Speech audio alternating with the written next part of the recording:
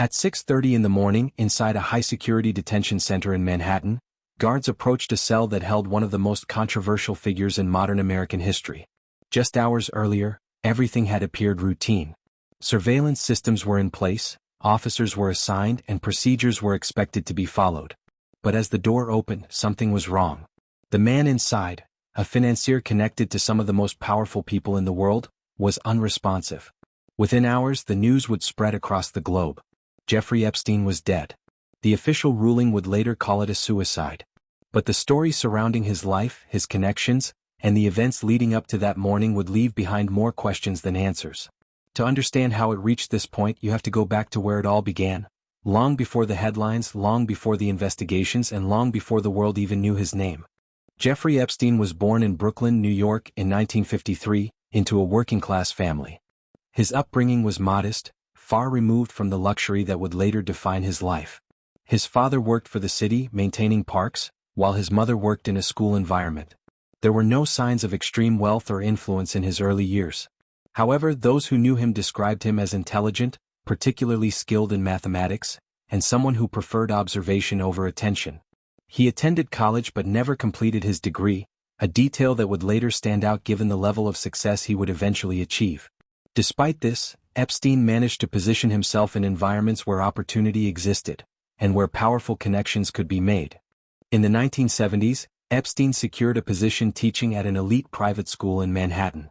The job itself was unusual as he lacked formal qualifications, but it placed him in direct contact with families who were part of the financial and social elite.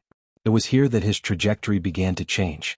He eventually left teaching and entered the world of finance, where he began working with individuals who had substantial wealth. Over time, he built a reputation as someone who could manage complex financial matters discreetly. His network expanded rapidly, and with it came access to a level of influence that few people ever reach. By the 1990s, Epstein's lifestyle reflected extreme wealth. He owned multiple properties, including a mansion in Manhattan and estates in other locations. He traveled frequently by private jet and maintained relationships with influential figures across various industries. Despite his visible wealth, questions remained about how exactly he had accumulated such resources. Unlike many financiers, his business operations were not widely understood by the public.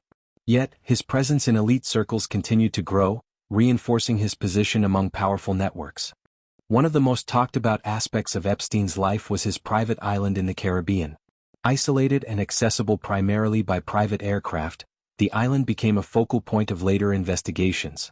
Visitors traveled there over the years, and flight records would eventually draw significant attention. At the time, however, much of what occurred on the island remained out of public view. It represented both exclusivity and secrecy, two elements that would later define the broader narrative surrounding his life. In the mid-2000s, law enforcement in Florida began investigating allegations involving Epstein. The case developed as authorities gathered statements and examined patterns. By 2008, the investigation resulted in a plea agreement that allowed him to serve a relatively short sentence in a local facility. The outcome sparked controversy, with critics questioning how such a resolution had been reached given the seriousness of the allegations. Despite the attention, the case appeared to close, at least temporarily. After serving his sentence, Epstein returned to public life. He continued traveling, maintaining his properties, and interacting within elite social circles. For years, the story faded from major headlines. However, journalists and legal actions kept the case from disappearing entirely.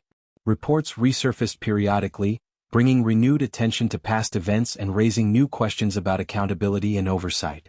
In July 2019, everything changed again.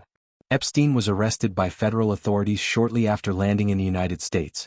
This time, the charges were filed at a federal level, and the case drew intense global attention. Court proceedings began, and the narrative shifted from past controversies to an active legal case with significant implications. The world was watching closely, anticipating what might come next. Epstein was held in a federal detention center in Manhattan while awaiting trial.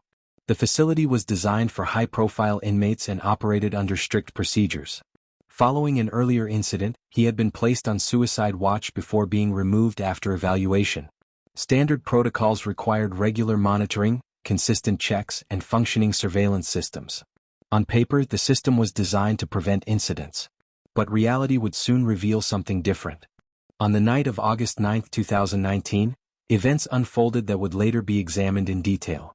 Reports indicated that required checks were not conducted as scheduled. Surveillance cameras covering certain areas experienced technical issues. The environment that relied on routine and control began to show signs of failure. By the early morning hours, the situation had changed completely.